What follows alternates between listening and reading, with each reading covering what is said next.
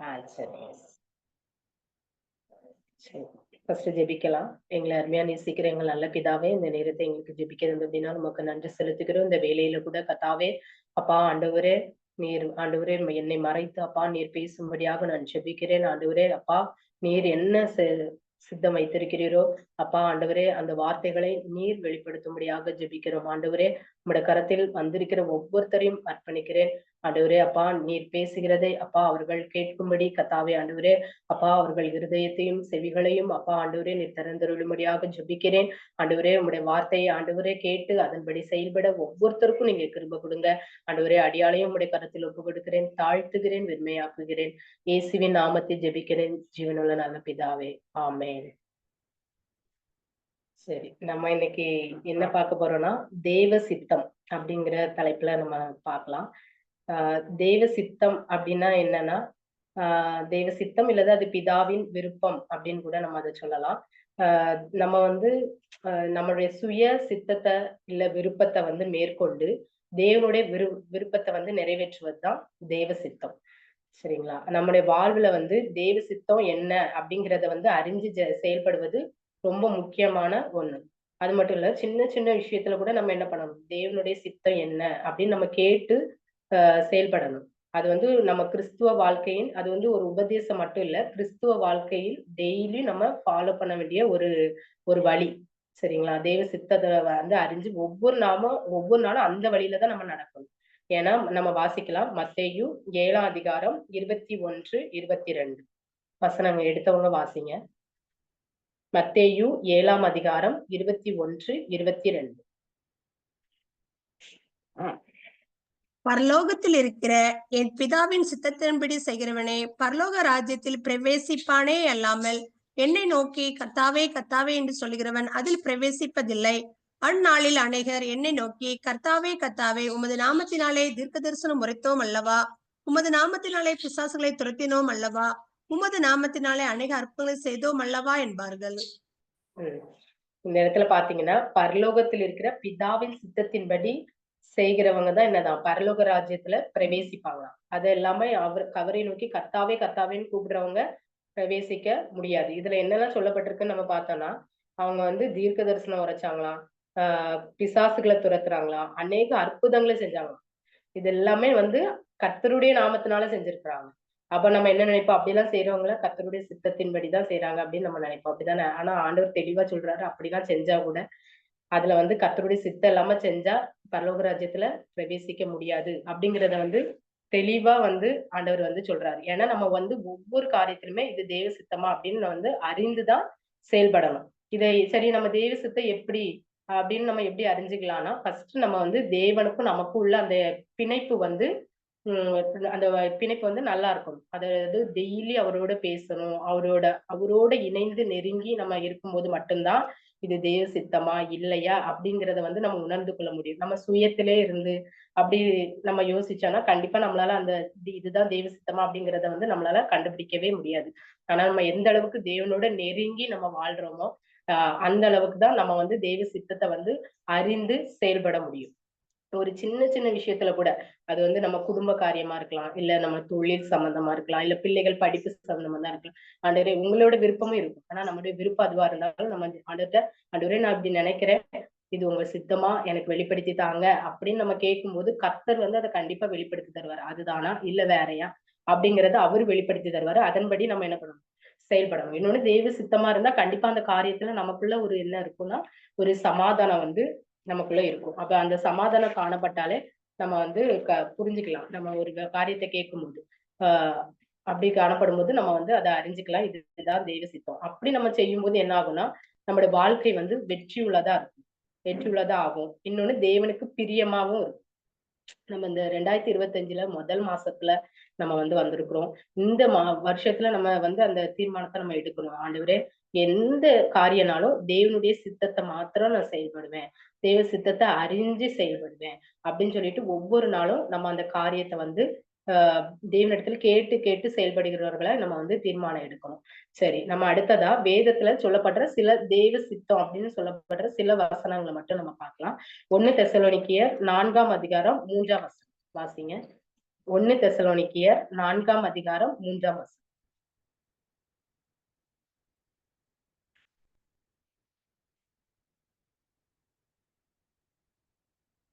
எடுத்தவங்க வாசிக்கலாம். 1 தெசலோனிக்கேயர் 4ஆம் அதிகாரம் 3ஆம் வசனம். நீங்கள் பரிசுத்தம் உள்ளவர்களாக வேண்டும் என்பதே தேவனுடைய சித்தமா இருக்கிறது. அந்தபடி நீங்கள் வேசிய மார்க்கத்துக்கு விலகி இருந்து. அதான் ஆண்டவர் வந்து இதுல என்ன சொல்றாருன்னா, பரிசுத்தம் உள்ளவர்களா நம்ம இருக்கணும் தான் தேவனுடைய சித்தம்.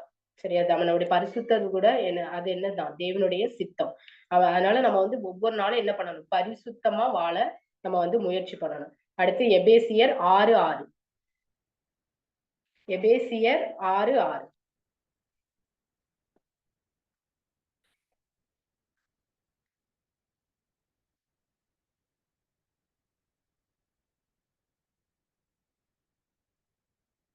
எபேசியர் 6:6. மனுஷருக்கு பிரியமாயிருக்க விரும்புகிறவர்களாக பார்வைக்கு ஊழியம் செய்யாமல் கிறிஸ்துவின் ஊழியக்காரராக மனப்பூர்வமாய் தேவனுடைய சித்தத்தின்படி செய்யுங்கள். அப்ப நம்ம வந்து அடுத்தபடியா என்னன்னா, ஊழியம் செய்வது கூட தேவனுடைய சித்தத்தின்படிதான் செய்யணும். மனுஷனுக்கு பிரியமா இப்போ தெய்வ சித்தம் வந்து அந்த ஊழியம் இல்லாம இருக்கலாம். நம்மளா வந்து இது இந்த மனுஷனுக்கு பிடிக்கும், அதனால நம்ம இதை போய் செய்வோம், அதை நிறைவேற்றுவோம் அப்படின்னு நம்ம பண்ணக்கூடாதான். நம்ம வந்து எந்த ஒரு ஊழியம் செய்யறதா இருந்தா கூட, ஒரு வேலை செய்யறதா இருந்தா கூட, எதுனாலும் தேவனுக்கு சித்தமா மனப்பூர்வமா தேவனுடைய சித்தத்தின்படிதான் செய்யணும்னு சொல்லிட்டு இதுல சொல்லப்பட்டிருக்கு. 1 தெசலோனிக்கேயர் 5ஆம் அதிகாரம் 18ஆம் வசனம். அந்த வசனத்தை பாத்தீங்கன்னா, அது நானே சொல்றேன். எல்லாவற்றிலும் சோத்திரம் செய்யணும், இதுதான் தேவனுடைய சித்தம் அப்படின்னு சொல்லிட்டு அதுல போட்டிருக்கு. எல்லாவற்றிலும் சோத்திரம் செய்யணும் அப்படின்னா என்னன்னா, நம்மளுடைய இன்பம், துன்பம், கஷ்டம், நஷ்டம், லாபம் எல்லாம் ஆனா நம்ம வந்து எப்படி சோத்திரம்னா அது வந்து ஸ்துதின்னு நம்ம வச்சுக்கலாம். சோத்திரம் செலுத்துறது. சரிங்களா? எல்லாவற்றிலும் சோத்திரம் சொல்லணும். ஆனா நம்ம என்ன பண்ணிடுவோம்? இன்பமா இருந்தா கண்டிப்பா சோத்திரம் வரும், ஹல்லேலூயா வரும், நம்ம எல்லாமே செய்வோம். அப்படித்தானே? ஆனா ஒரு கஷ்டம் நஷ்டத்துல நமக்கு அது வருதா அப்படிங்கறத வந்து நம்ம சிந்திச்சு பார்க்கணும். நம்மள ஒரு கஷ்டத்துல, நஷ்டத்துல, துன்பத்துல எல்லா இடத்துலயுமே நம்ம என்ன பண்ணணும்னா ஆண்டவருக்கு சோத்திரம் செய்யணும். எல்லாவற்றிலும் சோத்திரம் செய்யறதுதான் ஆண்டவருடைய சித்தமா இருக்கிறது. சரிங்களா? அடுத்து 1 பேதுரு 2ஆம் அதிகாரம் 15ஆம் வசனம் வாசிங்க. 1 பேதுரு 2:15.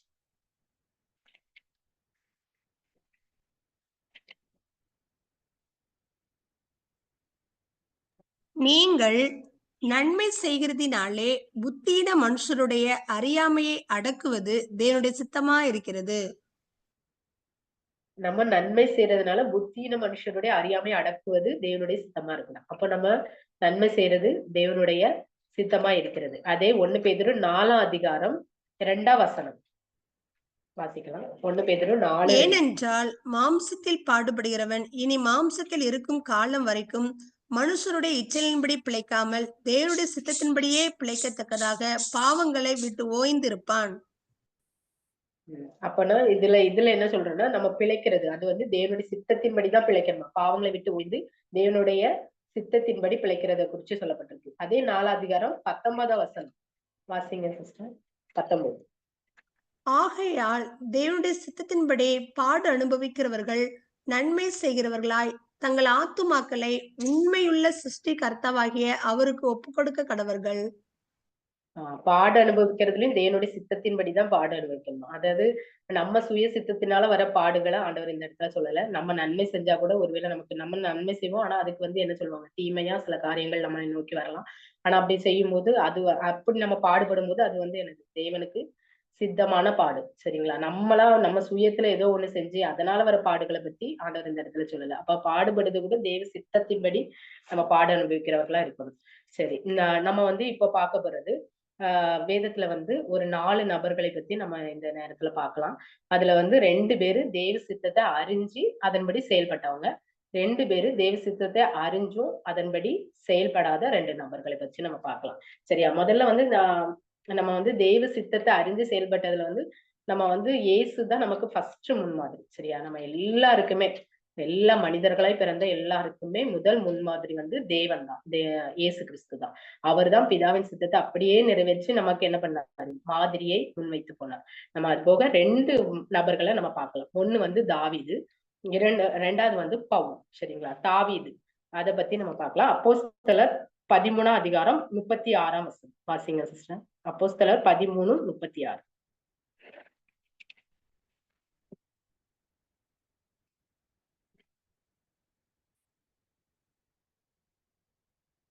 பதிமூணு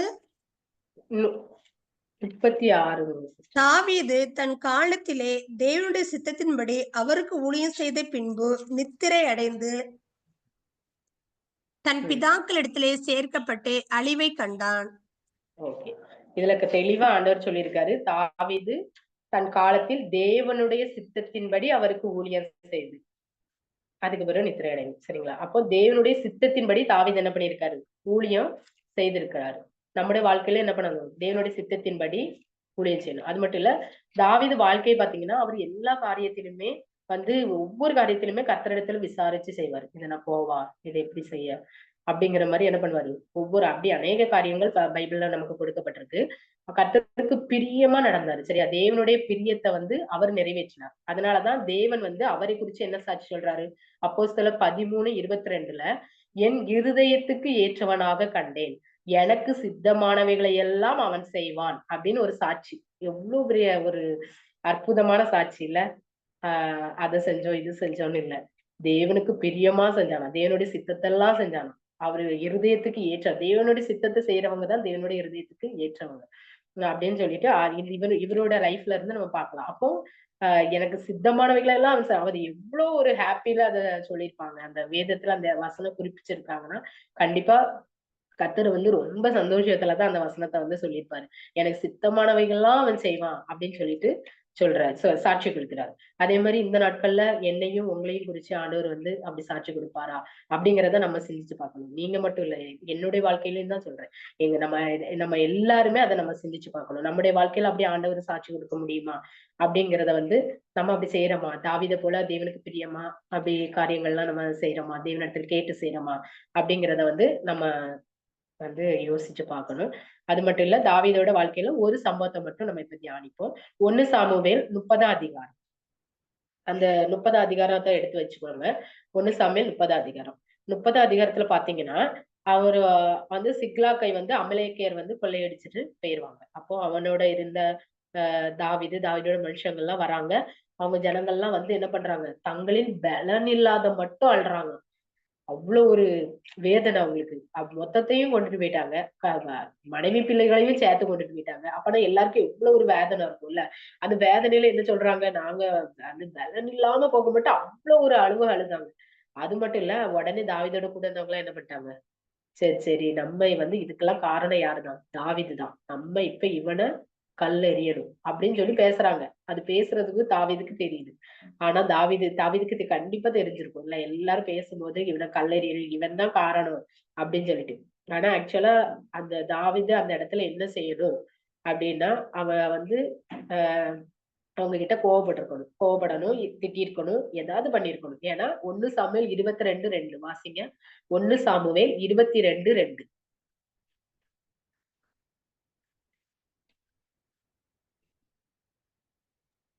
ஒடுக்கப்பட்டவர்கள், கடன்பட்டவர்கள், முறுமுறுக்கிறவர்கள் யாவரும் அவனோடே கூடிக் கொண்டார்கள்.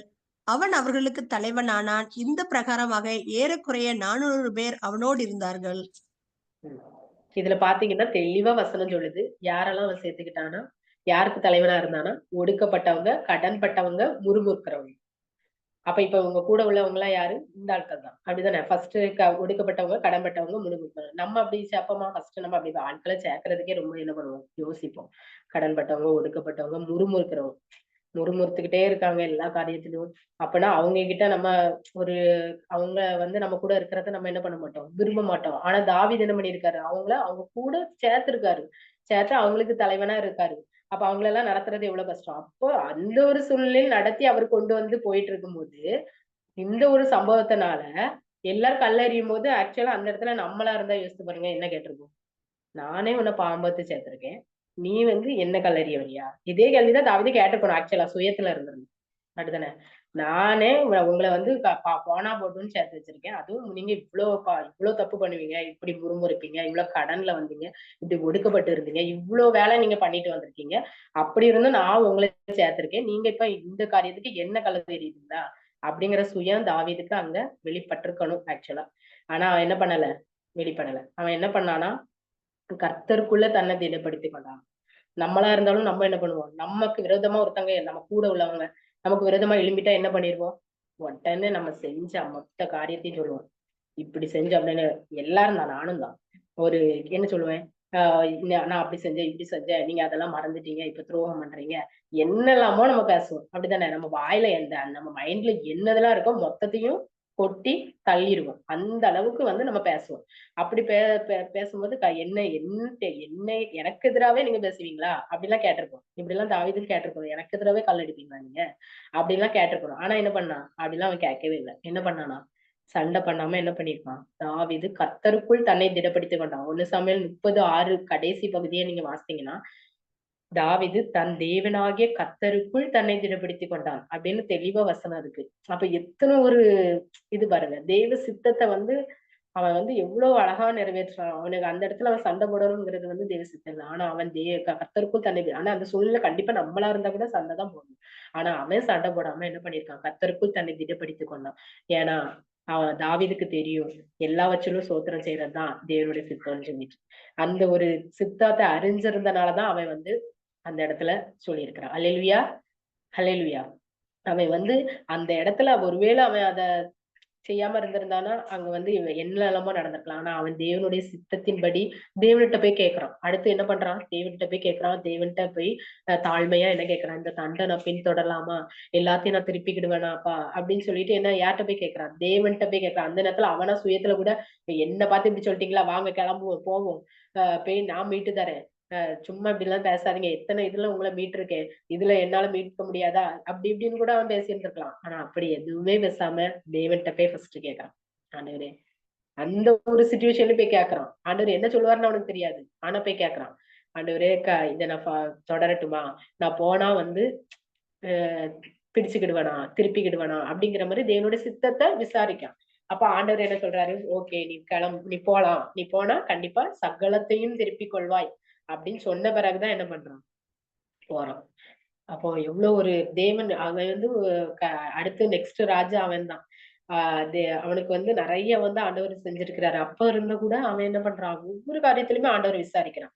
நம்ம வந்து ஆராய்ஞ்சு பார்க்கணும். எல்லா காரியத்திலும் நம்ம எல்லா சூழ்நிலையிலயும் நம்ம தேவனை வந்து கேட்கிறோமா? இல்ல ஏதோ ஒரு சும்மா ஏதோ 1, 2 காரியத்துல கேட்டுட்டு 1, 2 காரியத்துல நம்ம இஷ்டத்துக்கு சுயமா முடிவு எடுக்கிறோமாங்கிறத வந்து நம்ம ரொம்ப யோசித்து பார்க்கணும். ஏன்னா தாவீதுக்கு அப்படிப்பட்ட ஒரு சூழ்நிலை. கல்லெறிய போறாங்க. அப்போ அப்படி ஒரு நெருக்கப்பட்டான்னு அதிலேயே போட்டிருக்கு. அந்த வசனத்திலேயே போட்டிருக்கு. நெருக்கப்பட்டான். தாவீது மிகவும் அப்ப தாவீது நெருக்கப்பட்டான்னா அவன் எந்த அளவுக்கு அவனுக்கு சிச்சுவேஷன் இருக்கு. அந்த சூழ்நிலையில ஆண்டவர்ட்ட போய் கேட்கணும். நமக்கு அப்படி மனசு வருமா? இல்லன்னா என்ன ஆண்டவர் என்ன இப்படி பண்றாரு அப்படின்னு யோசிக்கிறோமா? இல்ல புலம்புறோமா? இல்ல என்ன பண்றோம்? அப்படிங்கிறத வந்து நம்ம யோசித்து பார்க்கணும். நம்முடைய வாழ்க்கையில நம்ம யோசித்து பார்த்து அந்த ஒரு எந்த ஒரு சூழ்நிலை சந்தோஷம் மட்டும் இல்ல, கஷ்டமான சூழ்நிலை க கூட நம்ம வந்து எல்லாவற்றிலும் ஸ்தோத்திரம் செய்து நம்ம ஃபர்ஸ்ட் ஆண்டவர்ட்ட போய் கேட்கணும். என்னப்பா? எப்படி நான் இத கடந்து போவேன்? அப்படின்னு நம்ம கேட்கும்போது கண்டிப்பா ஆண்டவர் பேசுவாரு. எப்படி வேணாலும் பேசுவாரு. வார்த்தையின் மூலமா பேசுவாரு. ஏதோ ஒரு நபர் மூலமா கூட பேசலாம். ஏதோ ஒரு பாடல் மூலமா பேசலாம். எப்படி வேணாலும் ஆண்டவர் பேசுவாரு. ஆனா நம்ம கேட்கிறோமா? அப்படிங்கிறது தான் இங்க நம்ம வந்து யோசித்து பார்க்க வேண்டிய ஒரு விஷயம். அடுத்தது நம்ம 2வது ஒரு நபர பார்க்கலாம். பவுல்.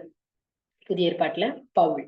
அப்போஸ்தலர் 9ஆம் அதிகாரம். 9ஆம் அதிகாரத்துல நம்ம பார்த்தோம்னா, எல்லாரும் எடுத்து வச்சுக்கோங்க. அப்போஸ்தலர் 9ஆம் அதிகாரம். சரிங்களா?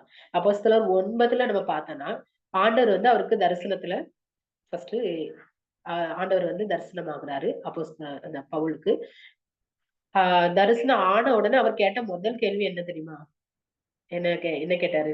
ஆண்டவரே, நான் என்ன செய்ய சித்தமா இருக்கிறேன்? முதல் கேள்வி அதுதான் கேட்காரு.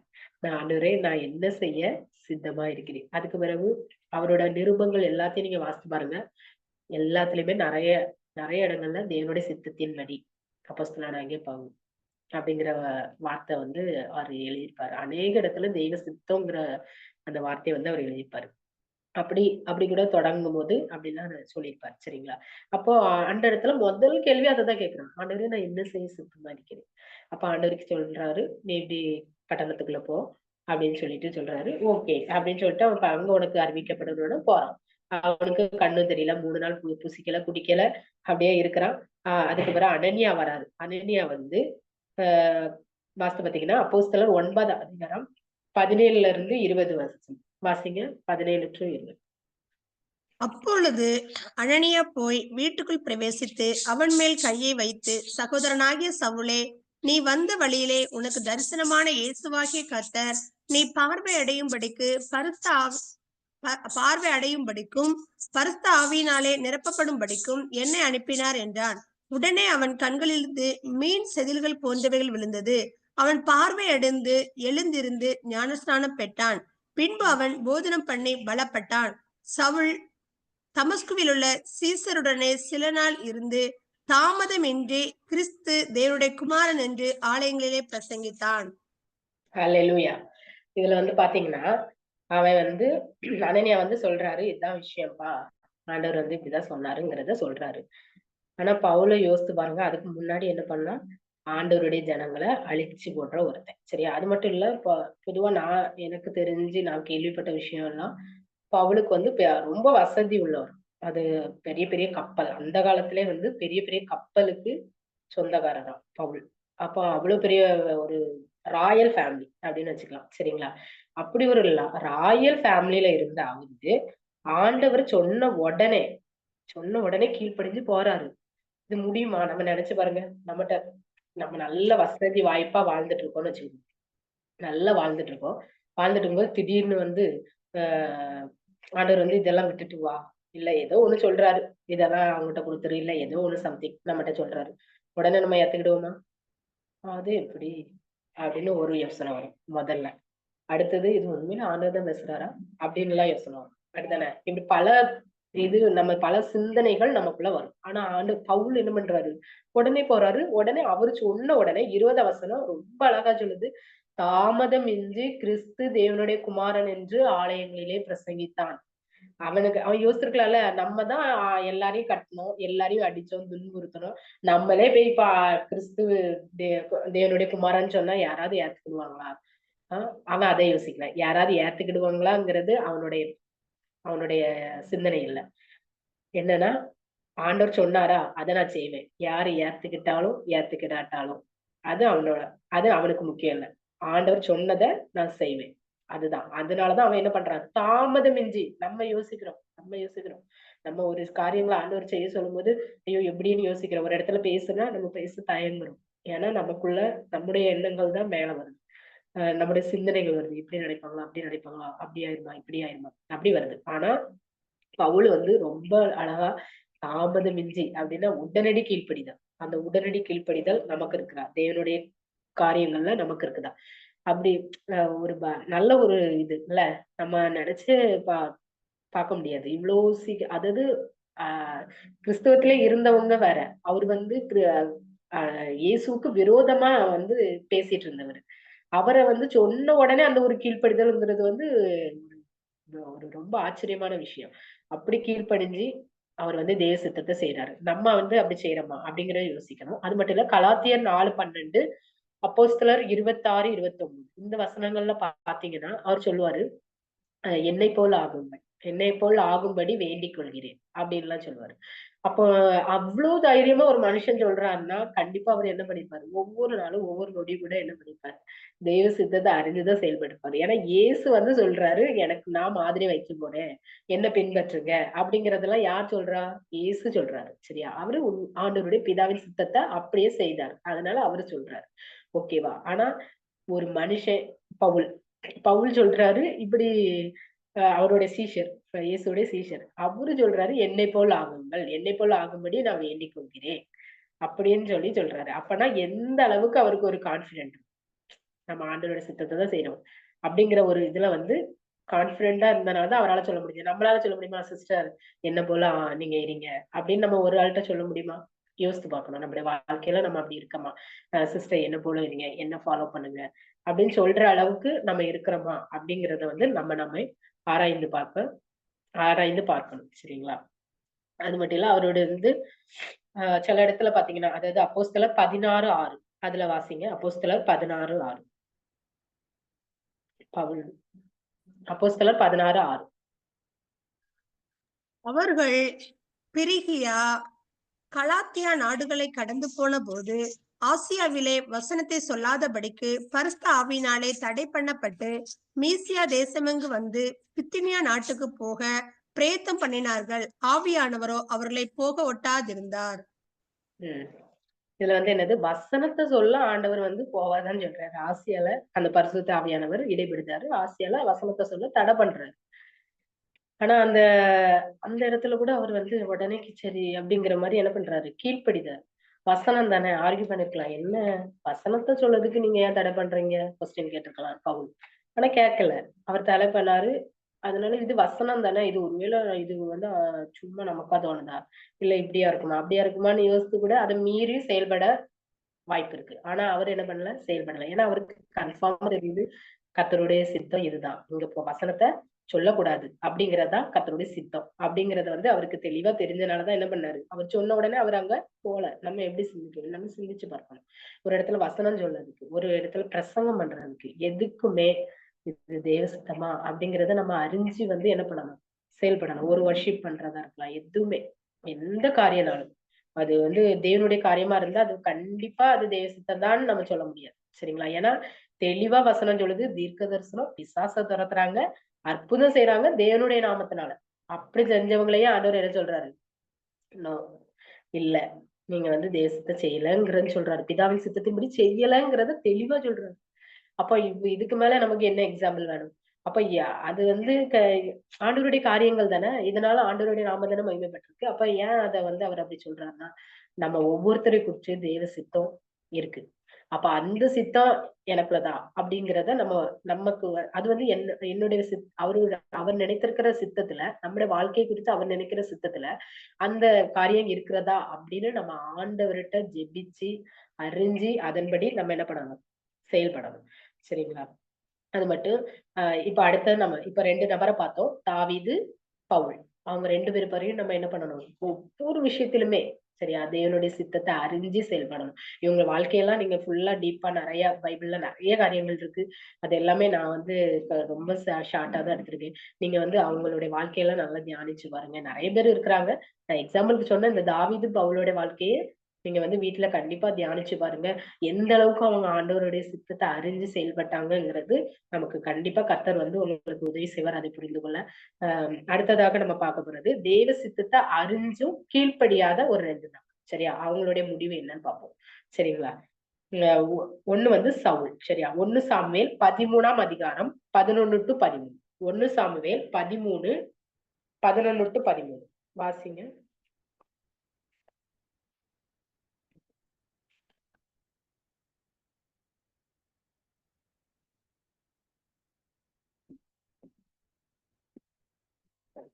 எடுத்தீங்களா? 1 சாமுவேல் 13, 11 to 13.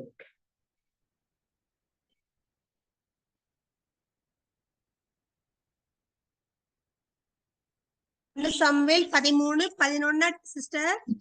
11ல இருந்து 13 என்று சாமுவேல் கேட்டதற்கு சவுல் ஜனங்கள் என்னை விட்டு சிதறி போகிறதையும் குறித்த நாட்களின் திட்டத்திலே நீர் வராததையும்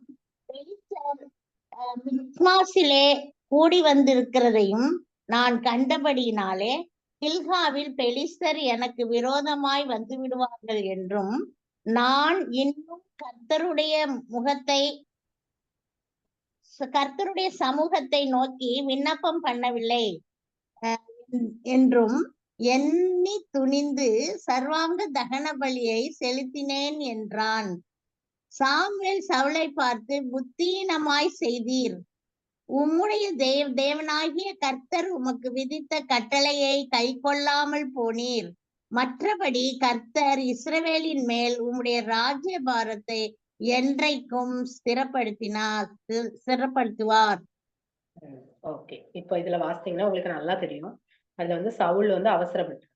சரிங்களா? அவசரப்படுறாரு. அதுல ஒரு வார்த்தை சொல்லுவாரு. 12ஆம் வசனத்துல நீங்க பார்த்தீங்கன்னா, நான் இன்னும் கர்த்தருடைய சமூகத்தை நோக்கி விண்ணப்பம் பண்ணவில்லை என்றும் எண்ணி துணிந்து.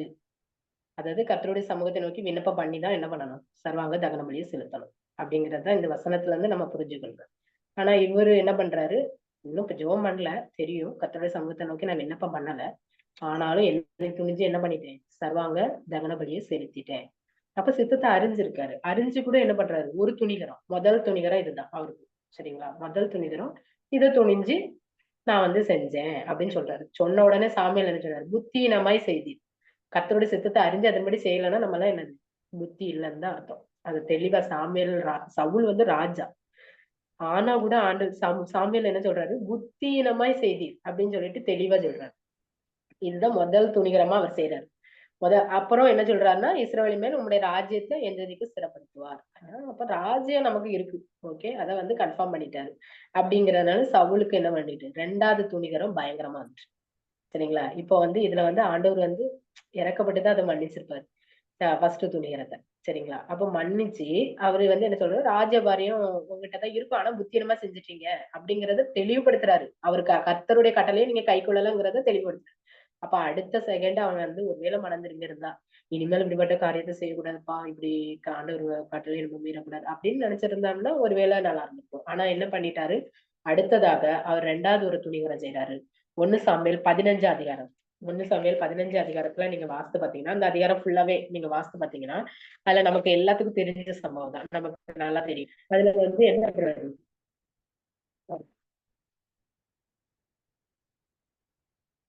அந்த 1 சாமுவேல் 15ஆம் அதிகாரத்துல அவரு என்ன சொல்லுவாருன்னா, நமக்கு எல்லாருமே அது வந்து நமக்கு நல்லா தெரிஞ்ச சம்பவம்.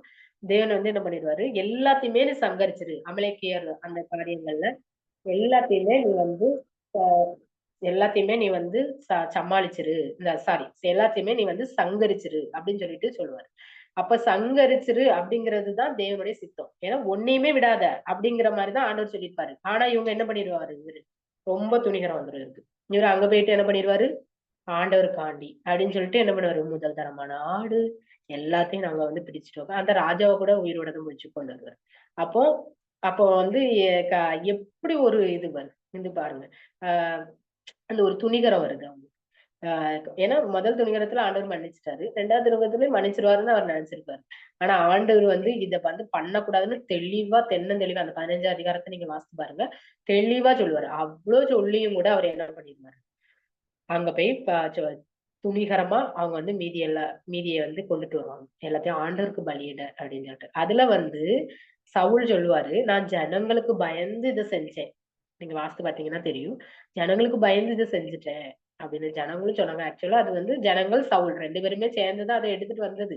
பட் இவரு வந்து சொல்றது, நான் ஜனங்களுக்கு பயந்து ராஜாக்கு பயந்து தான் ஜனங்கள் வந்து ராஜா சொல்றது தப்பா இருந்தாலும் என்ன பண்ணணும்? ஜனங்கள் கீழ்ப்படியணும் அந்த காலத்துல. அ என்ன செஞ்சு சொன்னாலும் என்ன பண்ணணும்? அப்படியே கேட்கணும். அப்படிங்கிறது தான் அந்த காலத்தின்படி உள்ளது. எதிர்த்து நம்ம எதுவும் பேச முடியாது. ஆனா ஜனங்களுக்கு பயந்து இத செஞ்சேன்னு ஒரு பொய் வேற கூட வருது. சரிங்களா? அப்படின்னு சொல்லிட்டு சொல்றாரு. அப்போ இவரு வந்து ஜனங்களுக்கு பயந்திருக்காரு. ஜனங்களுக்கு பயப்படுற பயம் என்ன வரும்? மனுஷருக்கு பயப்படுகிற பயம் என்னத்த கொண்டு வரும்? கண்ணியை கொண்டு வரும். அப்படின்னு வேதம் நமக்கு தெளிவா சொல்லுது. அப்போ அது அறியாம இவரு என்ன பண்றாரு? ஜனங்கள மதிச்சு, ஜனங்களுக்கு பயந்து, ஜனங்களுக்கு கீழ்ப்படிஞ்சு இது பண்றாரு. ஃபைனலா அவருக்கு என்னதான் வந்துச்சு? மரணம். வாழ்க்கை. ஆண்டவரு தான் சவுல ராஜாவா தேர்ந்தெடுத்தாரு. ம். ஜனங்களுக்காக. ஜனங்கள் கேட்டனால முதல்ல அவரு சூஸ் பண்ணது இவரதான். ஆனா, அவருடைய அந்த ஒரு தெய்வ சித்தத்த அறிஞ்சும் செயல்படாத காரணத்தினால், அவருடைய வாழ்க்கை முடிவு நம்ம எல்லாருக்குமே நல்லா தெரியும். அப்படிதானே? அப்போ யோசித்து பார்க்கணும். இதுல வந்து அவர் பண்ணது தெய்வ சித்தத்த அறிஞ்சும் செயல்படாதது தான் காரணம். தெய்வ சித்தத்த அறிஞ்சும் இது பண்ணாதது தான் காரணம். அவங்க என்ன நினைப்பாங்க? இவங்க ஜனங்களுக்கு பயந்து செஞ்சனா? ஜனங்களுக்கு ஏன் பயப்படணும்? ஏன் பயப்படணும்? ஒரு ராஜாவா இருக்கிறவரு, ஜனங்களுக்கு ஏன் பயப்படணும்? நம்மளும் நம்முடைய வாழ்க்கையில நினைச்சு பார்ப்போம். எத்தன காரியத்த ஜனங்களுக்கு பயந்து நம்ம செய்யாம விடுறோம். ஆண்டவருக்கு தெரியும். ஆண்டவருக்கு இப்போ ஒரு விஷயம்னு பார்த்தீங்களா, ஒரு விஷயம். நம்ம 2 பேரும் ரொம்ப க்ளோஸா இருக்காங்கன்னு வச்சுக்கோங்க. அ இப்ப எனக்கு க்ளோஸா இருக்கிறவங்க என்ட்ட சொல்றாங்க, "இந்த விஷயத்துல நீ பொய் சொல்லு" அப்படின்னு சொல்றாங்க. ஓகேவா? அப்ப எனக்குள்ள இருக்கிற ஆவியானவர் என்ன சொல்லுவாரு? "இல்ல வேண்டாம், அத சொல்லாத. பொய் சொல்லக்கூடாது" அப்படின்னு சொல்லுவாரு. அந்த வசனத்தங்கள ஞாபகப்படுத்தி தருவாரு. அப்படிதானே? அப்ப ஞாபகப்படுத்தி தராரு. அப்படி ஆனா அதை மீறி என்ன பண்றேன், எனக்கு க்ளோஸா இருக்கிறவ அவங்க எனக்கு முக்கியமா இருக்கு. இவங்களுக்காண்டி இப்ப இந்த இடத்துல பொய் சொல்லாட்டா, இவங்க என் கூட பேச மாட்டாங்க. இல்ல இவங்க என்ன வந்து தப்பா நினைச்சுருவாங்க. இல்ல என்ன சம்திங் எது வேணாலும் இருக்கலாம். அப்படி நம்ம நினைச்சு என்ன பண்றோம், அவங்களுக்காண்டி ஒரு பொய் சொல்றோம்னு வச்சுக்கோங்க. அது தேவனுடைய சித்தம் இல்ல. அத மீறி நம்ம செயல்படுறோம். அப்படி நம்ம செயல்படுறோமா நம்மோட வாழ்க்கையில அப்படின்னு யோசிக்கணும். நெறைய கிறிஸ்துவ பெண்கள் நம்ம பார்க்கிறோம். கிறிஸ்துவ வாலிபர்கள் கிறிஸ்துவுக்குள்ள இருக்கிறாங்க. ஓகேவா? அவங்களுடைய பேக்ரவுண்ட் எல்லாம் சில பேர் தான் நம்ம வந்து குடும்பமே கிறிஸ்டியனா இருப்பாங்க. ஆனா ஒரு சிலர் என்ன பண்ணுவாங்க, குடும்பத்துல 1, 2 பேர் கிறிஸ்டியனா இருப்பாங்க. இது பண்ணுவாங்க. இன்னொன்னு சில பேர் குடும்பமா கிறிஸ்டியனா இருந்தா கூட, அந்த சொந்தக்காரங்களுக்கு பயந்துட்டு என்ன பண்ணுவாங்க, எல்லாத்தையும் பண்ணுவாங்க. எல்லா சம்பிரதாயம், எல்லா கட்டுக்கும், எல்லாத்துக்கும் போய் நிப்பாங்க. போய் நிக்கிறது தப்பு கிடையாது. அதன்படி சில பேர் துணிகரமா செஞ்சுட்டு கூட வருவாங்க. கடைசியில பிள்ளைங்க மேரேஜ்ன்னு வரும்போது தவறான முடிவு எடுப்பாங்க. க கிறிஸ்டியனுக்கு தான் மேரேஜ் பண்ணி குடுக்கணும். அவங்க என்ன பண்ணுவாங்க, ஹிந்துக்கு பண்ணி குடுப்பாங்க. தேவன அறியாதவங்களுக்கு கட்டி குடுப்பாங்க. இதெல்லாம் வந்து அவங்க ஏன் அப்படி முடிவு எடுக்குறாங்க? அவங்களுக்கு தெரியும் தானே தெய்வ சித்தம் வந்து இது கிடையாது. அப்படின்னு கண்டிப்பா தெரியும். அப்படித்தானே? கிறிஸ்துவா இருக்கிற ஒவ்வொருத்தருக்குமே தெரியும். கிறிஸ்தவர்களா இருக்கிற ஒவ்வொருத்தருக்குமே தெரியும். நம்ம வந்து இப்படி பண்றது தெய்வ சித்தம் இல்லன்னு. தெரிஞ்சு கூட அப்படி வந்து பண்ணி குடுக்கறதுக்கு ஒத்துக்கிடுவாங்க. அதுக்கு காரணம் என்னன்னா, அவங்க தெய்வ சித்தத்த அறிஞ்சு ஒரு துணிகரம் வந்து ஆண்டவர் மன்னிச்சுருவாரு. அப்படின்னு சொல்லிட்டு ஒரு துணிகரம் அவங்களுக்கு வந்து வருது. அதனாலதான் அவங்க என்ன பண்றாங்க? அப்படி செயல்படுறாங்க. ஆனா நம்ம அப்படி இருக்கக்கூடாது. சரிங்களா? கர்த்தருக்கு பிரிய எதுவோ அத அறிஞ்சு நம்ம செயல்படணும். சவுல மாரி ஜனங்களுக்கு பயந்தோ, இல்ல வேற ஏதோ காரணமோ நம்ம வந்து கீழ்ப்படியாம போகக்கூடாது. 2வது நபர் பார்ப்போம் சீக்கிரமா. தேவனுடைய மனுஷன். 1 ராஜாக்கள் 13 அதிகாரம். அதை வாசித்து பாருங்க வீட்ல போய்.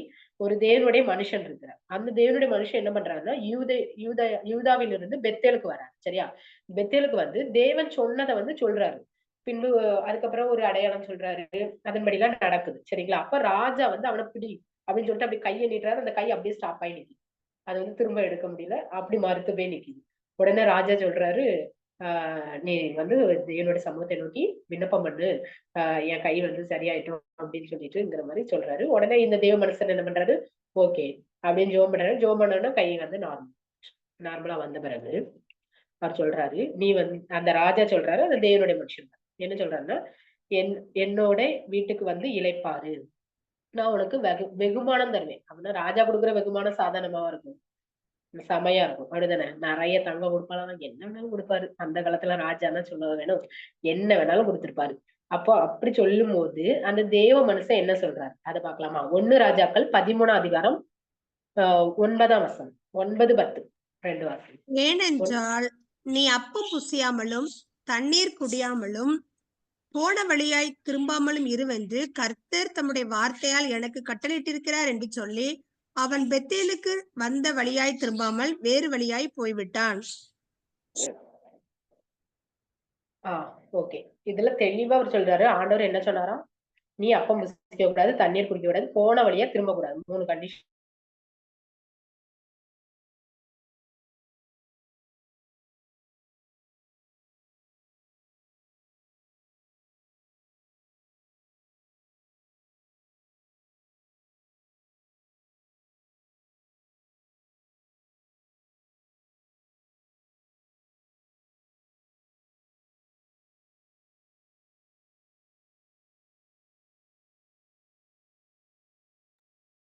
பிரைஸ் லார்ட் சிஸ்டர், கேக்குதா?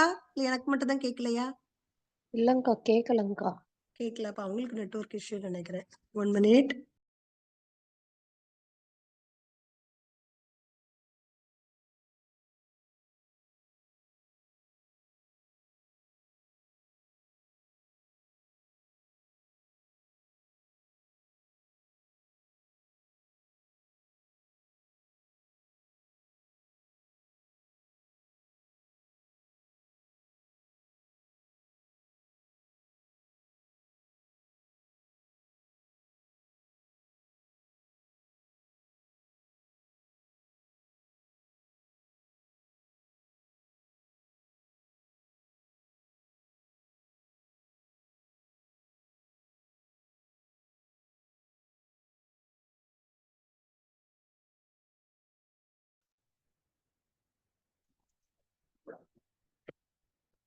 சிஸ்டர், சாரி டவர் இல்லாம இதாயிடுச்சுன்னு நினைக்கிறேன். இப்ப ஓகே கேக்குதுங்களா சிஸ்டர். சிஸ்டர்? கேக்குது சிஸ்டர், ஸ்டார்ட் பண்ணுங்க.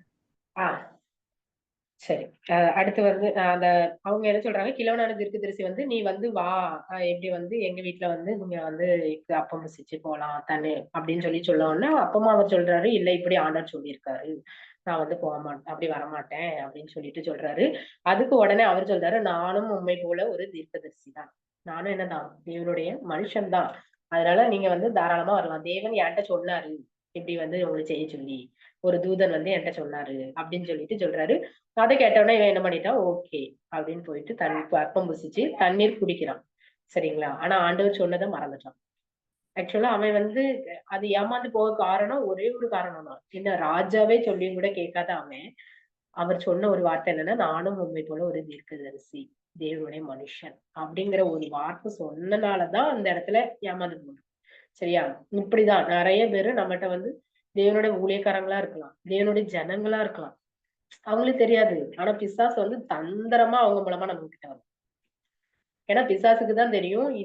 இது செய்யறது தேவனுடைய சித்தம். இத செஞ்சா இவன் ஆசீர்வதிக்கப்படுவான். இவன் நல்லா இருப்பான். நல்லா போயிருவான். அப்ப வந்து இது தெரியும். யாரோ ஒருத்தவங்க மூலமா வந்தா கூட இவன் பண்ண மாட்டான். ஆனா இப்படிப்பட்ட ஆட்கள் மூலமா நெருங்கின ந அது எப்படி சொல்ல? தேவனுடைய மனுஷன் அப்படிங்கிற போர்வையில தீர்க்க ஊழியக்காரங்களா இருக்கலாம், விசுவாசிகளா இருக்கலாம். உங்களுக்கு தெரிஞ்ச ஏதோ ஒரு ஆவிக்குரிய உள்ளவங்களா கூட இருக்கலாம். ஆனா பிசாசு வந்து தந்திரமா வரும். அவங்களுக்கும் தெரிஞ்சிருக்காரு. உங்கள இது பண்ணணுங்கிறது அவங்களுடைய நோக்கமா இருந்திருக்காது. ஆனா சில சில காரியங்கள் தேவனோட இல்லாதவங்க கூட அப்படி வந்து சொல்லுவாங்க. ஏன்னா யாரோ எல்லாருடைய தனிப்பட்ட வாழ்க்கையும் நமக்கு தெரியாதுல்ல. அப்படியும் வந்து சொல்லலாம். ஒரு சில காரியங்கள்ல வந்து அவங்களுக்கே தெரிஞ்சிருக்காது. ஆனா அவங்க வந்து சொல்ற காரியங்கள நம்ம மைண்ட்ல ஏத்துறதுக்கு பிசாசு தந்திரமா இவங்க மூலமா வரும். இப்படி வந்தோம்னா ஓகே. தீர்க்கதரிசி சொல்லிட்டாரு. ஓகே. பாஸ்டர் சொல்லிட்டாரு. ஓகே. பிலீவர் சொல்லிட்டாரு. இவங்க இவ்ளோ ஆவிக்குரியவங்க இவங்க சொல்லிட்டாங்க. நோ.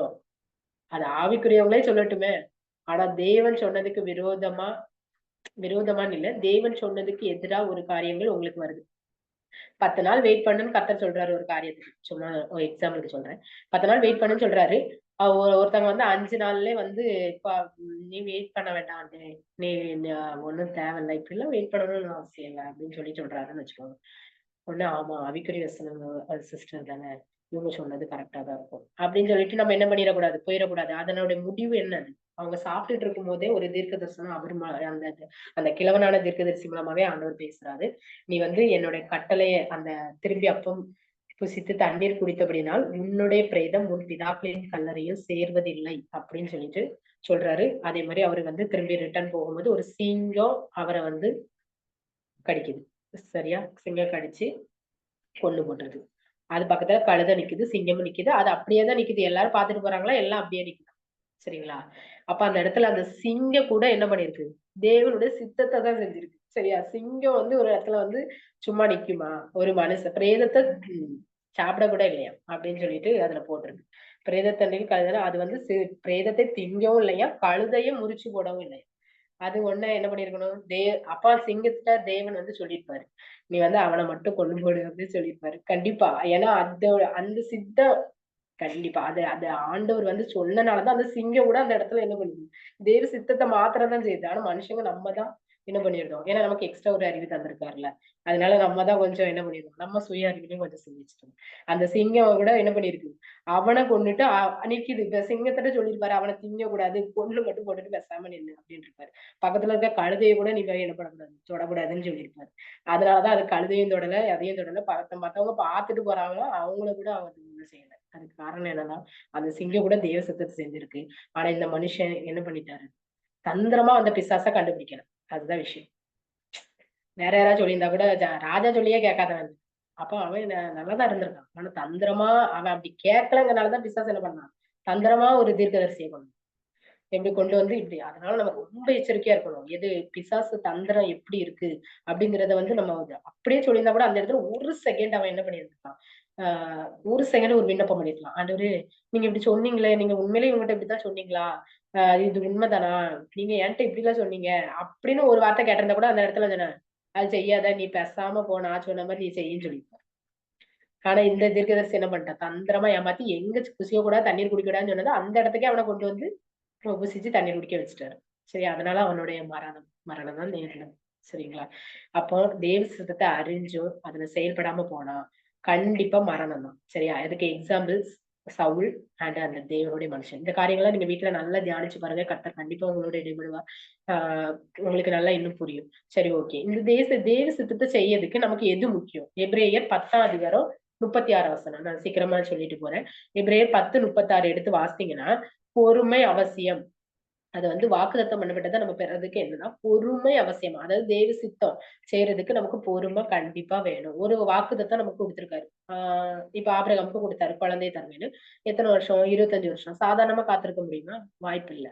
தேவ சித்தம் தெரியும். அப்ப காத்திருக்கேன்னா 25 வருஷம் காத்திருக்கேன்னா சாதாரண விஷயம் இல்லை. இப்ப நம்ம கூட அப்படி இருக்கலாம். நம்மளோட ஊழியங்கள் இது குழந்தை காரியங்கள் எது வேணாலும் இருக்கட்டுமே. ஆண்டவர் வந்து உங்களுக்கு சொல்லியிருக்காரு கண்டிப்பா நான் தருவேன் அப்படின்னு ஒரு கன்ஃபர்மேஷன் கொடுத்திருக்காருன்னு வச்சுக்கோங்க. ஒரு சின்ன கன்ஃபர்மேஷன் ஒரு வசனம் மூலமாவோ இல்ல ஏதோ ஒண்ணு உங்களுக்கு தெரியும். தேவ சித்தனாலே அது ஒரு சமாதானமா இருக்கும். அது உங்களுக்கு தான் பேசுறான்னு உங்களுக்கு கண்டிப்பா தெரியும். உங்களுக்குள்ள இருக்கிற ஆவியானவர் கண்டிப்பா உணர்த்திருப்பாரு. அப்போ அதை நம்ம பிடிச்சு நம்ம ப்ரேயர் பண்ணும்போது பல தடைகள் வரும். நீ இவ்வளவு நாள் வெயிட் பண்ணணுமா? ஒரு டாக்டர் ரிப்போர்ட் உனக்கு வந்து ஆண்டவர் சொல்லியிருப்பாரு. எக்ஸாம்பிளுக்கு இப்ப நான் குழந்தை வைக்கலாம்னு வச்சுக்கோங்க. அந்த டாக்டர் சொல்லியிருப்பாரு வாய்ப்பே இல்லாம குழந்தை பிறக்காது அப்படின்னு சொல்லியிருக்காருன்னு வச்சுக்கோங்க. அப்ப நமக்கு அந்த ஆனா ஆண்டவர் சொல்லிட்டாரு உனக்கு கண்டிப்பா நான் குழந்தையை தருவேன். எப்படி ஒரு வசனத்தின் மூலமா பேசியிருக்காரு. அப்ப நீங்க அந்த டாக்டர் சொன்னதுதான் நமக்கு மேல வந்துட்டு அந்த ஆண்டவர் சொன்னது நமக்கு அந்த நேரத்துல கொஞ்சம் குழப்பமா தான் இருக்கும்ல. ஆனா அப்படியே வந்தா கூட நம்ம என்ன பண்ணணும்? இல்ல. தேவன் சொல்லியிருக்காரு கண்டிப்பா தருவாரு. தேவன் சொல்லியிருக்காரு கண்டிப்பா தருவாருன்னு நம்ம வந்து அத வந்து சொல்லிக்கிட்டே இருக்கணும். நம்முடைய மைண்ட்ல அத வந்து ஃபிக்ஸ் பண்ணி வச்சுக்கணும். கண்டிப்பா ஆண்டவர் செய்வார். அதுக்கு வந்து 1 வருஷம் ஆகலாம், 2 வருஷம் ஆகலாம், பல வருஷங்கள் ஆகலாம், பல மாதங்கள் ஆகலாம், நாட்கள் ஆகும். எப்படி வேணாலும் ஒவ்வொருத்தருக்கும் ஒவ்வொரு டைம். எனக்கு இந்த டைம் தான் எழுதியிருப்பாரு. இந்த டைம்ல தான் மலருக்கு இது. இந்த டைம்ல தான் இவங்களுக்கு இது. அப்படின்னு சொல்லிட்டு ஒவ்வொருத்தர் பேர்லயும் ஒரு இது லிஸ்ட் வச்சிருப்பாரு. அந்த டைம் வர்றதுக்கு முன்னாடி நம்ம அவசரப்பட்டா நம்முடைய முடிவு வந்து நல்லா இருக்காது.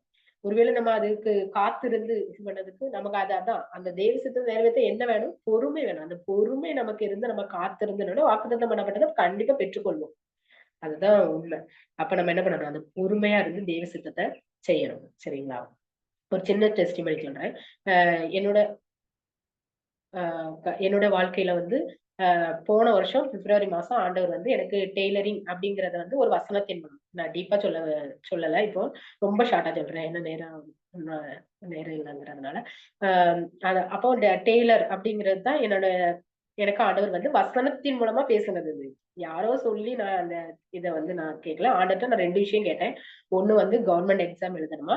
இல்ல டெய்லரிங்கா? இந்த 2ல எதுன்னு நீங்க சொல்லுங்க அப்படின்னு சொல்லிட்டு கேட்கும்போது, அது தென்னந்தெளிவா டெய்லர் அப்படிங்கிறத வந்து வசனத்தின் மூலமா பைபிள்ல இருக்கிற வசனத்தின் மூலமா பேசுறாரு. எனக்கு ரொம்ப ஆச்சரியமா இருந்தது. இவ்ளோ நேர்த்தியா பேசுறாரே அப்படின்னு சொல்லிட்டு. அப்ப அது ஓகே அப்படின்னு நான் அக்செப்ட் பண்ணிக்கிட்டேன், இது பண்ணிட்டேன். ஆனா அதுக்குடைய எந்த வளர்ச்சியும் எந்த ஒரு முன்னேற்றத்துக்கு அதாவது வளரணும் இல்ல ஒரு ஸ்டெப் எடுத்து வச்சிருக்கோம் அப்படிங்கிறத போன வருஷம் பிப்ரவரில பேசினாரு. சரிங்களா? ஆனா அந்த வருஷத்துல கடைசியில தான் ஒரு சின்ன துளிர் மாதிரி பாக்குறேன். அது ரொம்பவும் இல்ல. சரிங்களா? சும்மா ஜஸ்ட் ஒண்ணுன்னா ஆரி ஒர்க் அது படிச்சிருக்கிறேன். அந்த ஒரே ஒரு நவம்பர் மாசத்துல ஒரே ஒரு பிளவுஸ் வந்துச்சு. வேற டிசம்பர்ல ஒண்ணு வந்துச்சு. அதுக்கப்புறம் எதுவும் வருமான்னு நமக்கு தெரியாது. ஏன்னா நானா நிறைய பேர்ட்ட சொல்லி வைக்கிறேன். யாருமே எதுவுமே கேட்கல. எதுவும் இது பண்ணல. டெய்லரிங் மத்தபடி எதுவும் எனக்கு தெரியாது. இன்னும் நான் அதெல்லாம் ஸ்டிச் பண்றதுக்குலாம் இன்னும் நல்லா படிக்கல. ஒன்லி ஆரி மட்டும் தான் ஒழுங்கா படிச்சிருக்கேன். அப்ப நான் எனக்கு இந்த வருஷத்துல இருந்து என்ன பண்ணலாம் அப்படின்னு சொல்லிட்டு, அப்ப எனக்கு கூட நான் வந்து டக்குன்னு வந்து சரி ஒரு கிளாஸ் எடுக்கலாம் அப்படின்னு எனக்கு ஒரு எண்ணம் வந்துச்சு.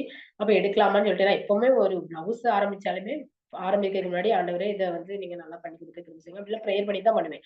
இத என்ன பண்ணிட்டேன், அவசரப்பட்டு டக்குன்னு ஒரு அக்காவுக்கு ஃபோன் பண்ணி சொல்லிட்டேன். சொல்லிட்டு வச்ச உடனே எனக்கு மைண்ட்ல படுது, ப்ரேயர் பண்ணாமலே சொல்லிட்டியே அப்படின்ட்டு. எனக்கு அது அப்படியே மனசுக்கு ரொம்ப இதா இருந்தது. ஐய்யய்யோ! நம்ம எல்லாத்தையுமே டக்குன்னு ப்ரேயர் பண்ணிட்டு தானே சொல்லுவோம். இத மட்டும் என்ன இப்படி பண்ணிட்டோமே அப்படின்னு சொல்லிட்டு மனசுக்குள்ள ஒரு கஷ்டமா இருந்துச்சு. அதுக்கு பிறகு சும்மா ப்ரேயர் பண்ணிக்கிட்டேன். ஆனாலும் ஒரு சமாதானம் இல்ல எனக்கு. விட்டுட்டேன். ஆனா 2025ல எப்படி இது பண்ண போறேன்னு எனக்கு எந்த நம்பிக்கையுமே இல்ல. ஏன்னா நான் சொன்ன யாருமே எனக்கு தரல. அ எனக்கு எப்படி மூவ் ஆகும்னே எனக்கு தெரியாது. ஆனா 2020 கிறிஸ்துமஸ்க்கு கரெக்ட்டா டிசம்பர் 25 அந்த டைம்னு நினைக்கிறேன். கிறிஸ்துமஸ்க்கு முந்தின நாள் ஒரு அக்கா எனக்கு கால் பண்றாங்க. இப்படி ஒரு பிளவுஸ் பண்ணி தரணும். ஓகேக்கா. அவங்க வந்து ரொம்ப நாளா எனக்கு தெரியும். ஆனா அவங்க அவங்க ஒரு டெய்லர் தான். ஆனா அவங்க எனக்கு வந்து இப்படி பண்ணி தரணும்ல இதுவரைக்கும் சொன்னதில்ல. அப்ப திடீர்னு ஃபோன் பண்ணி எப்படி சொல்றாங்க, ஓகேக்கான்னு சொல்றேன். அதே மாரி ஜனவரி 2 2ஆம் தேதி வந்து அவங்க எனக்கு தராங்க. தந்து 2 பிளவுஸ் போட்டு குடுத்தேன். சரிங்களா? அடுத்து தொடர்ந்து அடுத்தடுத்து தந்துட்டே இருக்கிறாங்க. எனக்கு எனக்கு என்ன சொல்ல, நான் அப்பதான் நான் நினைச்சேன், ஆண்டவரே நீங்க நடத்துறது எவ்வளவு நேர்த்தியா இருக்குது. என்னோட சித்தத்தினால நான் திடீர்னு கிளாஸ் எடுக்கலாம்னு முடிவு பண்ணிட்டேன் போல. ஆனா ஆண்டவர் சித்தம் இவங்கள கொண்டுதான் நமக்கு வச்சிருக்காரு அப்படின்னு சொல்லிட்டு நான் புரிஞ்சுக்கிட்டேன். அது மட்டும் இல்ல, அடுத்து அவங்க பிளவுஸ் கட் பண்ணி தரேன், நீங்க ஸ்டிச் பண்ணி தாங்க. அப்ப அதுக்கும் ஆண்டவர் ட்ரைனிங் கொடுக்காரு. அப்ப ஆண்டவர் சித்தத்தை அறிஞ்சு நம்ம செயல்படும் போது கண்டிப்பா கர்த்தர் ஆசீர்வதிப்பார். இப்ப நான் ஒருவேளை நான் டெய்லரிங் ஆண்டவர் சித்தமா இல்லையான்னு கேட்காம, நானே கவர்மெண்ட் எக்ஸாம் தான் நமக்கு தான் படிக்க முடியுமே, கவர்மெண்ட் எக்ஸாம் எழுதிடலாமே, நமக்கு தான் டேலண்ட் இருக்கு அப்படின்னு சொல்லிட்டு நான் போயிருந்தேன்னா கண்டிப்பா அதனோட முடிவு சமாதானம் இருக்காது. கண்டிப்பா அதுல நிறைய பிரச்சனைகளை நான் சந்திக்கிறேன். பல பிரச்சனை வந்திருக்கும். ஆனா கர்த்தர் நேர்த்தியா என்ன அதெல்லாம் நான் ஆண்டவருடைய சித்தத்தை கேட்டதுனால ஆண்டவர் சொல்லித்தராரு. இதுதான் என்னோட சித்தம் உன் வாழ்க்கையில இதை செய் அப்படின்னு சொல்றாரு. அதுக்குள்ள வளர்ச்சியை நான் உடனே பாக்கலதான். அதனால நான் சோர்ந்து போய் நிறைய பேர் டிஸ்கரேஜ் எல்லாம் வந்துச்சு. இதெல்லாம் ஒண்ணால முடியாது, வாய்ப்பு இல்ல அப்படிங்கிற மாதிரி எல்லாம் வந்துச்சு. அப்படி வந்தும் கூட, ஆனா என் மனசுல நான் உடனே என்ன சொல்லுவேன் தெரியுமா? நீங்க அப்படி சொன்னாலும் பரவாயில்ல. ஏன்னா இது ஆண்டவர் சித்தம். அவர் சொல்லிதான் நான் இதை செஞ்சேன். அவர் சொல்லிதான் நான் இதை செஞ்சேன். ஆனா உள்ளுக்குள்ள கஷ்டமா இருந்தாலும் அவங்க சொன்னது வெளியில அப்படி சொல்லிட்டு ஆண்டவர்ட்ட சொல்லுவேன். ஆண்டவரே நீங்க சொல்லிதானே செஞ்சேன், ஏன் இப்படி எல்லாம் சொல்றாங்க அப்படி எல்லாம் வரும். அப்பமா ஆண்டவர் சொல்லுவாரு, நான் அவரு சொன்னது இல்ல, நான் சொன்னதை நீ கேளு அப்படிங்கிற மாதிரிதான் ஆண்டவர் சொல்லுவாரு. அப்படி நான் காத்திருந்தனால இப்ப அதனோட பிளெஸிங்ஸ பார்க்க ஆரம்பிச்சிருக்கேன் இந்த ஜனவரியில. சரிங்களா? தொடர்ந்து நான் கண்டிப்பா பார்ப்பேன். எனக்கு நல்லா தெரியும். ஏன்னா இது கர்த்தர் கொடுத்தது. அதே மாதிரிதான் நம்முடைய வாழ்க்கையில ஒரு சில காரியங்கள்ல கர்த்தர் காத்திருக்க சொல்லுவாரு. ஒரு சில காரியங்கள்ல ஆண்டவர் அறிக்கை பண்ணி ஜெபம் பண்ண சொல்லுவாரு. பண்ணிட்டே இருக்கணும். ஆண்டவர் உங்களுக்கு வார்த்தை தந்துட்டாரா, அதை எல்லாத்தையும் சொல்லுங்க, எல்லாத்தையும் பேசுங்க. ஏன்னா அது தெய்வ சித்தம் தானே. தெய்வ சித்தத்தை நீங்க அறிஞ்சிருக்கீங்க. அறிஞ்சு கன்ஃபர்மேஷன்னா நீங்க தைரியமா பேசணும். சரிங்களா? அப்படி பேசும்போது கண்டிப்பா தேவனுடைய சித்தத்தை அறிஞ்சு செயல்படும் போது தேவனுடைய ராஜ்யத்துல நம்ம பிரவேசிப்போம். அது மட்டும் இல்ல, இந்த தெய்வ சித்தத்தை செய்யும் போது நமக்கு என்னன்னா, தெய்வ சித்தங்கிறத நீங்க என்ன நல்லா புரிஞ்சுக்கணும். மறுபடியும் நான் சொல்றேன், நம்முடைய சுய விருப்பத்தை மேற்கொண்டு தேவனுடைய விருப்பத்தை நிறைவேற்றுவதுதான் தேவ சித்தம். சரிங்களா? அப்போ இது பண்ணும்போது நம்ம பரலோக ராஜ்யத்தில் பிரவேசிப்போம். மத்திய 7:21 படி.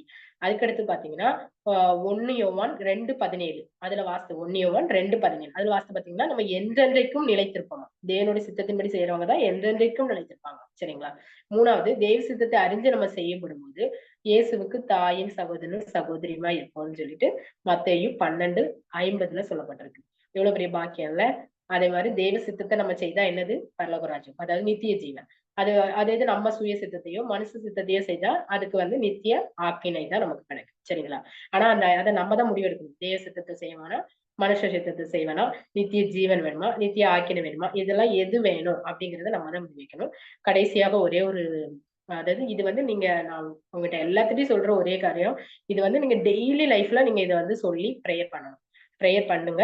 நீங்க மட்டும் இல்ல, எனக்குல நான் இப்படி இருக்கணுங்கிறது ப்ரேயர் பண்றது மட்டும் இல்ல, உங்களுடைய குடும்பங்கள், பிள்ளைகள் எல்லாருமே இப்படி இருக்கணும்னு சொல்லிட்டு நீங்க ப்ரேயர் பண்ணணும். சரிங்களா? அதை என்ன வசனம் மட்டும் வாசிக்கலாம். கொலோசையர் 1:9-11 அது மட்டும் வாசிங்க யாராவது. கொலோசையர் 1:9-11. இது நிமித்தம் நாங்கள் அதை கேட்ட நாள் முதல் உங்களுக்காக இடைவிடாமல் ஜெபம் பண்ணுகிறோம். நீங்கள் எல்லா ஞானத்தோடும் ஆவிக்குரிய விவேகத்தோடும் அவருடைய சித்தத்தை அறிகிற அறிவினாலே நிரப்பப்படவும், சகலவித நற்கிரியைகளுமாகிய கனிகளை தந்து தேவனை அறிகிற அறிவில் விருத்தியடைந்து கர்த்தருக்கு பிரியமுண்டாக அவருக்கு பாத்திரமாய் நடந்து கொள்ளவும், சந்தோஷத்தோட கூடிய எல்லா பொறுமையும் நீடிய சாந்தம் உண்டாவதற்கு மகிமையான அவருடைய வல்லமையின்படி எல்லா வல்லமையாலும் பலப்படுத்தப்படவும் உங்களுக்காக வேண்டுதல் செய்கிறோம். ஆமென். இது நீங்க வாசிக்கும் போது அதை நீங்க ப்ரே பண்ணும்போது நீங்கள் அப்படிங்கிற இடத்தை எடுத்துட்டு நான் அப்படின்னு போடணும்.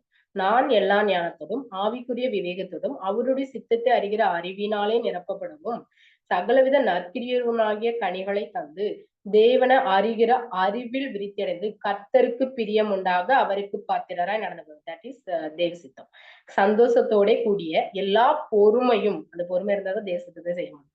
நீடிய சாந்தம் கண்டிப்பா வேணும் உண்டாவதற்கு மகிமையான அவருடைய வல்லமையின்படி எல்லா வல்லமையினால் பலப்படுத்தப்படவும் நான் ஜெபிக்கிறேன்ப்பா, எனக்கு அப்படி செய்யுங்க அப்படின்னு ஜெபிக்கிறது மட்டும் இல்லாம மற்றவங்களுக்காகவும் ஜெபிக்கணும். என் குடும்பத்துல உள்ளவங்க இப்படி இருக்கணும், இந்த வசனத்தை எங்க குடும்பத்துல நீங்க நிறைவேற்றணும், இந்த வசனத்தின்படி என் பிள்ளைங்க வாழணும், இந்த வசனத்தின்படி என் கணவர் வாழணும், இந்த வசனத்தின்படி என்னோட பெற்றோர் வாழணும், என்னோட உடன்பிறப்புகள் வாழணும், நான் வாழணும் அப்படின்னு அப்படின்னு சொல்லி ஜெபிக்கிறது மட்டும் இல்லாம டெய்லி நீங்க இந்த வசனத்தை மனப்பாடம் பண்ணி வச்சு ப்ரே பண்ணாலும் சரி, இல்ல எடுத்து வச்சு கை வச்சு ப்ரே பண்ணாலும் சரி. ஆனா டெய்லியுமே இந்த வசனத்தை வந்து நீங்க சொல்லி ஜெபம் பண்ணும்போது கண்டிப்பா அதன்படி தேவன் உங்களை ஆசீர்வதிப்பார். இது வந்து கர்த்தர் கொஞ்ச நாளுக்கு முன்னாடியே எனக்கு கொடுத்த வசனம். இந்த இப்ப இது ப்ரிப்பேர் ஆகும்போது கர்த்தர் கடைசியா இந்த ஒரு இதை எனக்கு ஞாபகப்படுத்தினாரு. அதனால இந்த வசனத்தையும் நான் சேர்த்து சொல்லியிருக்கிறேன். கண்டிப்பா இதுல வந்து இதன்படி நம்ம வாழும்போது கண்டிப்பா நம்ம வந்து கர்த்தரோட சித்தத்தின்படி தான் வாழும். ஏன்னா இதுல அது மட்டும் தான் கொடுக்கப்பட்டிருக்கு. சரிங்களா? அதனால இந்த வசனத்தின்படி நம்ம ஜெபிச்சு ஒவ்வொரு நாளும் நம்ம வந்து அவருடைய சித்தத்தை செஞ்சு, அவருடைய சித்தத்தை அறிஞ்சு ஒவ்வொரு நாளுமே அவருடைய சித்தத்தை அறிஞ்சு நித்திய ராஜ்யத்துல நம்ம பிரவேசிக்கணும். சரிங்களா? கர்த்தர் உங்களை ஆசீர்வதிப்பார். எல்லாரும் ஜெபிக்கலாம். எஜமானனே, எஜமானனே, உன் சேவைக்காய் என்னை அழைத்தீர். எஜமானனே, எஜமானனே, உன் சேவைக்காய் என்னை அழைத்தீர். அழியும் என் கைகளை கொண்டு அழியாவும் ராஜ்யம் கட்ட பைத்தியமான என்னை தெரிந்தெடுத்தீர். அழியும் என் உதடுகள் கொண்டு அழியாவும் வார்த்தை சொல்ல எத்தனாய் வாழ்ந்த என்னை தெரிந்தெடுத்தீர். ஆராதிப்பேன் அதை எண்ணிய மனநாளெல்லாம் உம்மை மட்டுமே ஆராதிப்பேன். அதை எண்ணியே வாழ்நாளெல்லாம் உம்மை மட்டுமே ஆராதிப்பேன், ஆராதிப்பேன், ஆராதிப்பேன், ஆராதிப்பேன். உன் சித்தத்தை நான் செய்வதே அனுதினமும் என் போஜனம். உன் சித்தத்தை நான் செய்வதே அனுதினமும் என் போஜனம். அழியும் என் கைகளை கொண்டு அழியாவும் ராஜ்யம் கட்ட பைத்தியமான என்னை தெரிந்தெடுத்தீர். அழியும் என் உதடுகள் கொண்டு அழியாவும் வார்த்தை சொல்ல எத்தனாய் வாழ்ந்த என்னை தெரிந்தெடுத்தீர். ஆராதிப்பேன் அதை எண்ணீர் வாழ்நாளெல்லாம் உம்மை மட்டுமே ஆராதிப்பேன், ஆராதிப்பேன், ஆராதிப்பேன், ஆராதிப்பேன். ஆமாம் ஆண்டவரே. அப்ப அந்த நாளில் கூட கர்த்தாவே உங்க சித்தத்தை அறிந்து செயல்படணும்னு நீங்க எங்களுக்கு கற்றுக் கொடுத்த பாதத்திற்காக உமக்கு நன்றி செலுத்துகிறோம் ஆண்டவரே. அப்பா, அடியாளையும் ஆண்டவரே வந்திருக்கிற ஒவ்வொருத்தரையும் உம்முடைய கரத்தில் ஒப்புக் கொடுக்கிறேன். நாங்கள் ஒவ்வொருத்தரும் உம்முடைய சித்தத்தின்படி செய்து உம்முடைய ராஜ்யத்தை கட்ட எங்களுக்கு நீங்க கிருபை செய்யும்படியாக ஜெபிக்கிறோம். தந்திரமாய் செயல்படுகிற சாத்தானை ஆண்டவரே அறிந்து உங்க சித்தத்தை மாத்திரம் நாங்க செயல்படணும் ஆண்டவரே. எங்களோட வாழ்வில் ஆண்டவரே உங்க சித்தத்தை நிறைவேற்ற ஆண்டவரே அது மாத்திரம் எங்கள் போஜனமாய் ஆண்டவரே நாங்கள் கொண்டிருக்க இயேசுவை போல நாங்களும் ஆண்டவரே உம்முடைய சித்தத்தை நிறைவேற்றுவதே எங்கள் போஜனமாய் இருக்கட்டும் ஆண்டவரே. அப்பா, ஒவ்வொரு காரியத்திலும் ஒவ்வொரு சின்ன விஷயத்திலும் கூட ஒவ்வொரு நாளும் கூட கர்த்தாவே ஆண்டவரே உங்க சித்தத்தை மாத்திரம் நாங்க செய்யணும் ஆண்டவரே. அப்படிப்பட்ட சித்தத்தை மாத்திரம் உங்க சித்தத்தை மாத்திரம் செய்து ஆண்டவரே நித்திய ஜீவனை பெற்றுக்கொள்ள நீங்க ஒவ்வொருத்தருக்கும் கிருபை செய்யும்படியாக ஜெபிக்கிறேன் ஆண்டவரே. அப்பா ஆண்டவரே எல்லா துதி கனம் மகிமை உமக்கே செலுத்துகிறேன் ஆண்டவரே.